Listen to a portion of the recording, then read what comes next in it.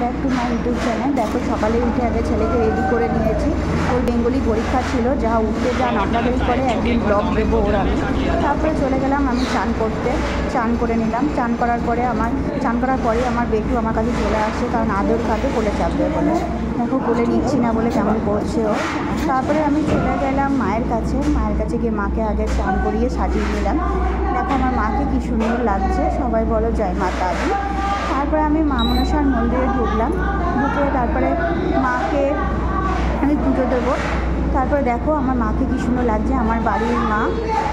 আমার মা আমার বাড়ির রাজরানী, সবসময় রাজরানী হয়ে সেজে বসে থাকে। দেখো কী সুন্দর লাগছে আমার মাকে সবসময়ই সুন্দর লাগে। আমাদের আগস্টে আমাদের পুজো হয়।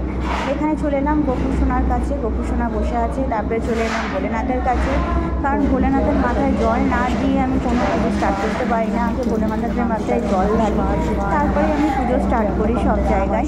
পুজো করতে মোটামুটি আমার 1 ঘন্টা লেগেই যায়। তারপরে তাড়াতাড়ি উঠতে হয় পুজো করার জন্য। তারপরে চলে এলাম গোপালের কাছে, গোপুসোনার কাছে আগে পুজো করে নিলাম। আমার যেন মনে হয় পুজো না করলে দিনটা আমার যেন শুরুই হয় না। প্রথমে পুজো না করলে যেন আমার মনটা কীরকম লাগে। তারপরে চলে গেলাম আমি নিজে রেডি হয়ে নিলাম, কারণ কাজে যেতে হবে।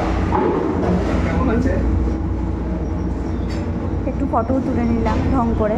তারপরে মুখ মেলে নিলাম, যা রোদ বাবারে। তারপরে বেরিয়ে গেলাম কাজে। তো তোমাদের যদি আমার এই চ্যানেলটা খুব ভালো লাগে তোমরা প্লিজ সাবস্ক্রাইব করে দিও। তারপরে পরের ভিডিও আবার